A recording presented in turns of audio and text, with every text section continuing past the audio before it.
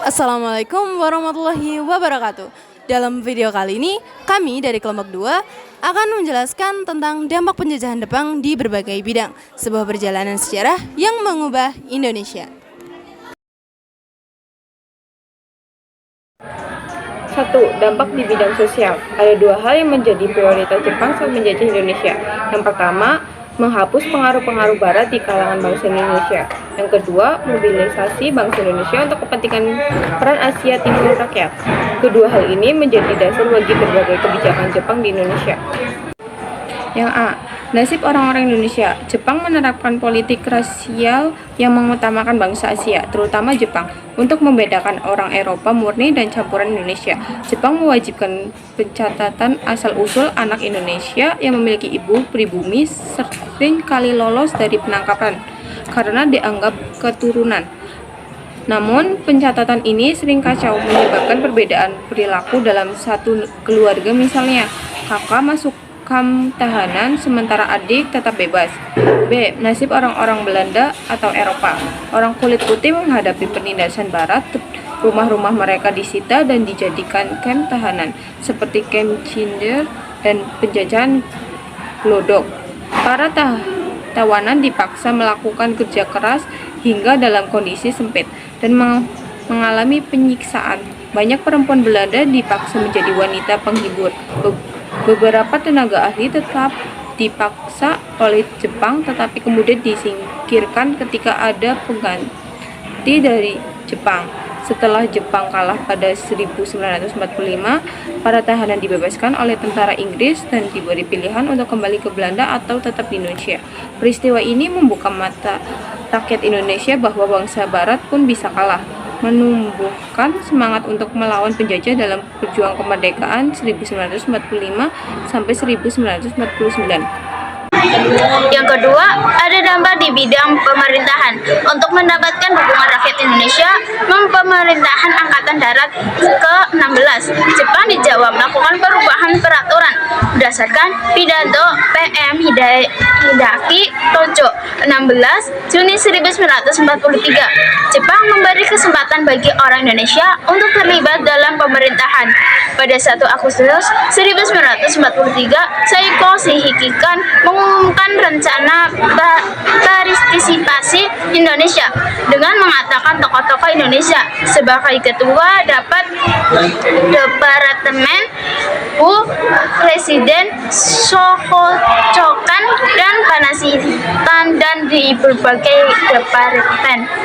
Selain di pusat pemerintahan pendudukan Jepang juga memberi kesempatan kepada orang-orang Indonesia menduduki jabatan di pemerintahan daerah. Misalnya, pengangkatan 2 orang Shohochokan pada 10 November 1943, yakni RMTA Soerejo Suhojo Bojonegoro dan Maseotarjo Kartohedi Koisom. Kondisi ini bersifat dilematis, menguntungkan karena memberi kesempatan berkuasa, namun memberi mereka dicap sebagai kolaborator Jepang.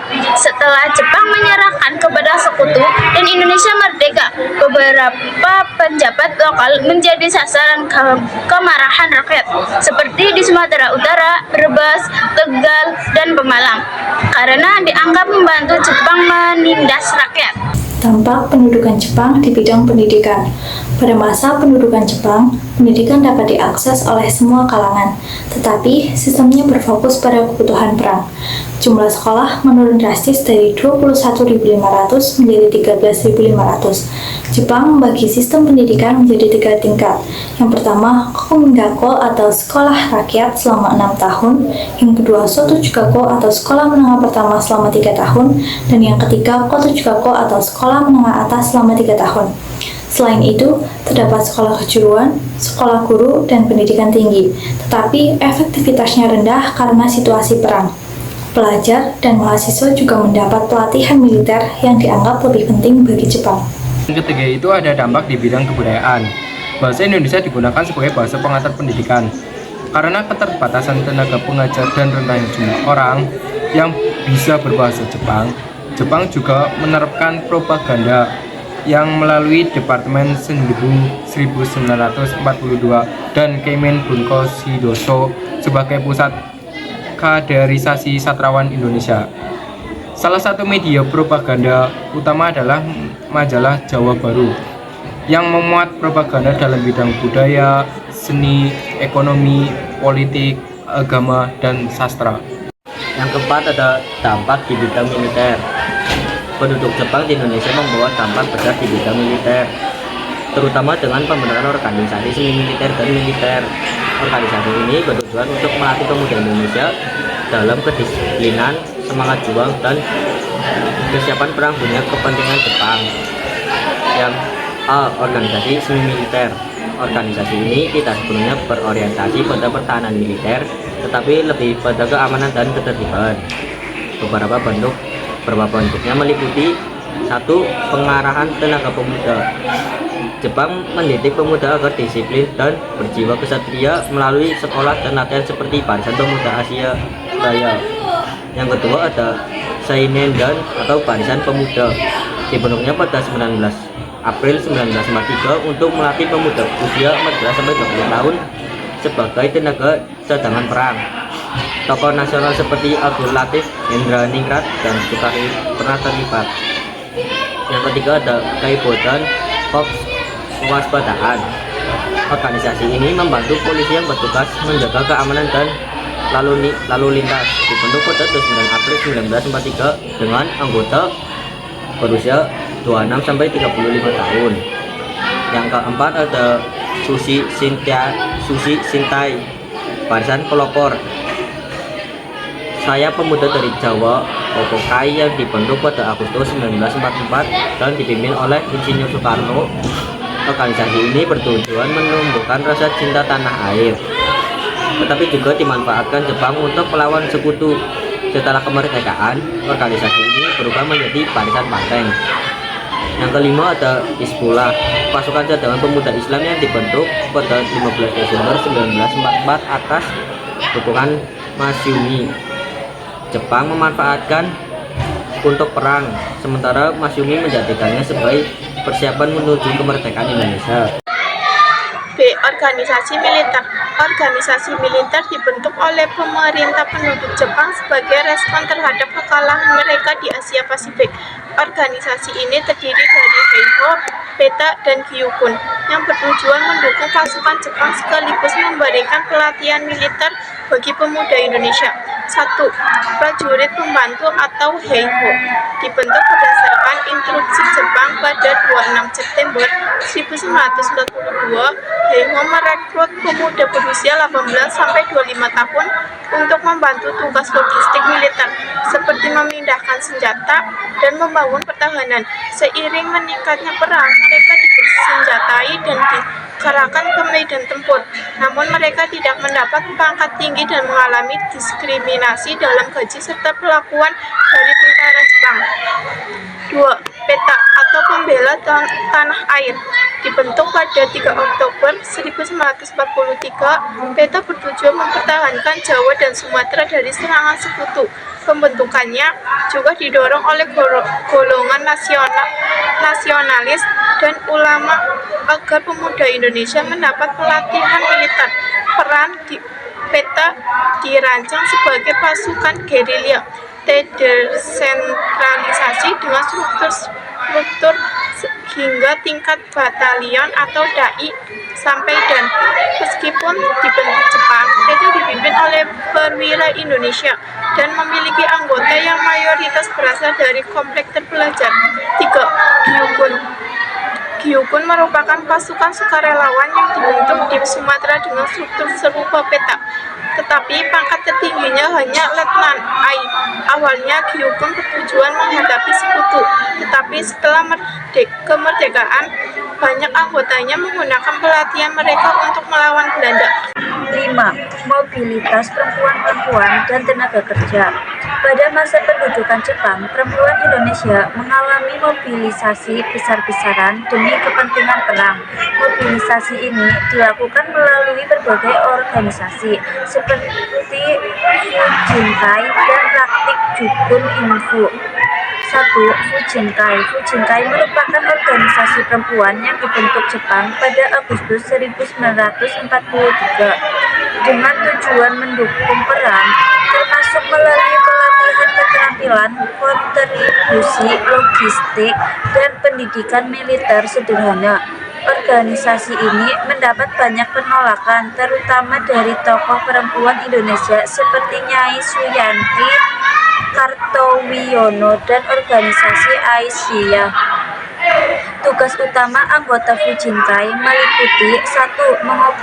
Mengobarkan semangat nasionalisme dan pengorbanan diri demi Jepang. 2. Bekerja di dapur umum dan membantu logistik perang. 3. Menanam bahan pangan serta menjahit pakaian untuk romusha. 4. Berlatih militer dan membentuk barisan Srikandi sebagai pasukan pertahanan perempuan. Setelah proklamasi kemerdekaan 1945, Fujinkai dibubarkan dan mantan anggotanya bergabung dalam Perwari, Persatuan Wanita Indonesia, yang tetap berperan dalam perjuangan. 2. Jungulanfu.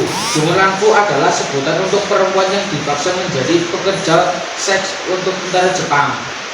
Perempuan dari berbagai negara, termasuk Indonesia, Korea, Tiongkok, Filipina, dan negara lain, diambil paksa, diseleksi, dan ditempatkan di kamp militer Jepang.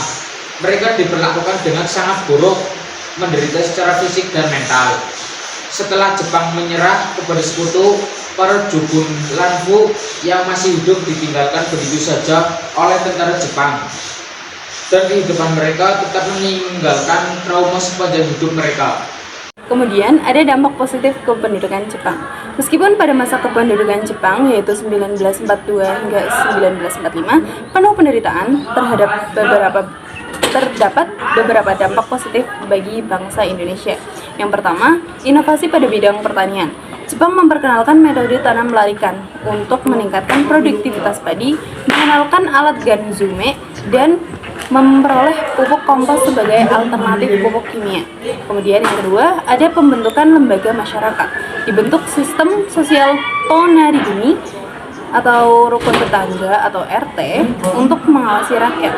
Kemudian yang ketiga, ada perubahan sistem pendidikan. Jepang menghapus sistem pendidikan berdasarkan kelas sosial dan menerapkan jenjang pendidikan setara SD 6 tahun, SMP 3 tahun, dan SMA 3 tahun. Kemudian, ada pemakaian bahasa Indonesia. Larangan penggunaan bahasa Belanda mempercepat perkembangan bahasa Indonesia sebagai bahasa utama dalam aspek kehidupan. Dan yang kelima, ada perkembangan sastra. Banyak sastrawan terinspirasi oleh Perang Asia Timur Raya, seperti Roman Taufan, Di Atas Asia, karya L. Hakim. Kemudian yang keenam, ada meningkatkan nasionalisme. Propaganda Jepang dan penggunaan bahasa Indonesia membangkitkan semangat nasionalisme rakyat. Yang ketujuh dan yang terakhir, pelatihan militer. Organisasi militer seperti PETA atau PETA melahirkan pemuda dalam strategi perang dan kemudian berguna dalam perjuangan kemerdekaan dan menjadi cikal bakal TNI. Kependudukan Jepang, meskipun menyulitkan, secara tidak langsung turut berkontribusi dalam membentuk fondasi nasionalisme dan pembangunan Indonesia. Demikian yang dapat kami sampaikan. Kurang lebihnya mohon maaf. Terima kasih karena telah menonton. Wassalamualaikum warahmatullahi wabarakatuh.